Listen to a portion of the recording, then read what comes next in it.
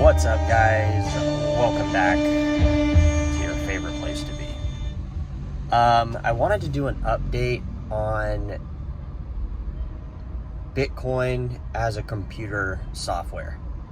I think a lot of people are new to the channel. I don't think they really understand the idea of crypto being computer software. They think crypto more of like this actual thing that you can use to transact with, or you can hold, that trades like a stock. But really, I want to explain to you guys why crypto at the root core is computer software. All right, there's different computer softwares out there, aka there's different coins out there, and I think a lot of people don't understand this. They think that they see this interface like their wallet, and they perceive crypto as this actual thing that they're holding.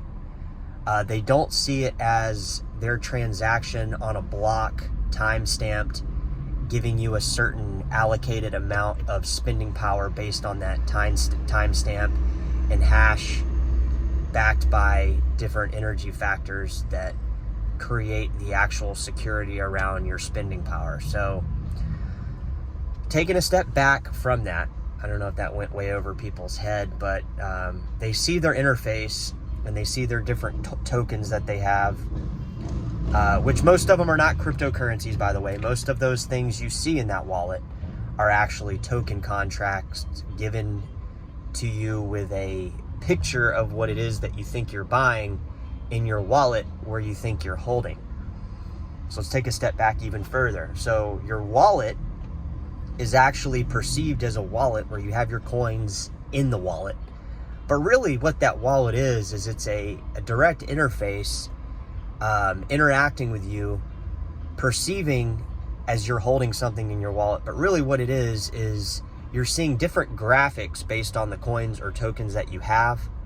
And each one of those tokens is individualized, either tied to a token contract on a specific blockchain, if it's actually just a token like a meme token on Solana, or a utility token on Ethereum, an ERC20 token on Ethereum. Or if you have like a coin, you have your Bitcoin SV graphic, your Bitcoin Cash graphic, and then it says how many coins you have in that wallet or on the exchange, which it takes it. We'll jump outside the box on that one as well.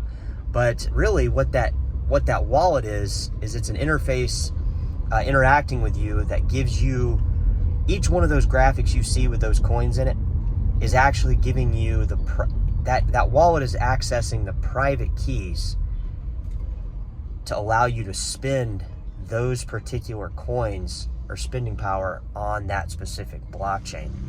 We can step out a little bit further and go back even farther. When you see it on an exchange, it really cuts out a lot of pretty much all of what I just said, and really it just shows you what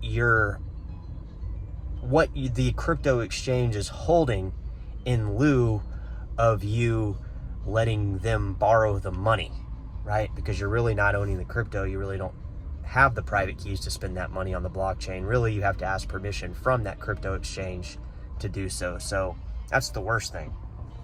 But you also have you have different Bitcoin versions, which we'll kind of conclude the video with that to give you kind of a synopsis of how you're perceiving crypto maybe might be the wrong way. So Bitcoin, BTC crypto software, really past the hash power, doesn't have a lot going for it in terms of it being an innovative crypto software. I think there's better Bitcoin versions out there, and the more you look into them, I think you'll find that this is the case. Crypto software like Bitcoin SV, who's recently running Terranode, which is I think 1 million plus transactions per second on the blockchain. So it's like a real high-tech crypto software. Then you got Bitcoin Cash, which is another really high-tech, inline, innovative, progressive type crypto software. And again, you hear these people, even in the comments on this channel, they're saying, oh, you're promoting scam coins. That might be true if you're promoting a token contract that is a scam, but it's really naive and stupid, and the people that are saying this, that we're promoting scam coins.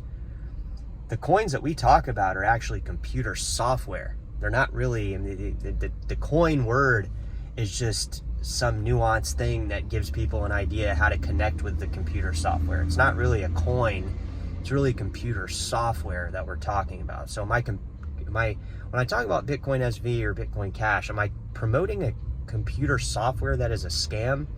Because all this stuff's open source. You can go to the GitHub repository and you can copy it. You can create your own Bitcoin version.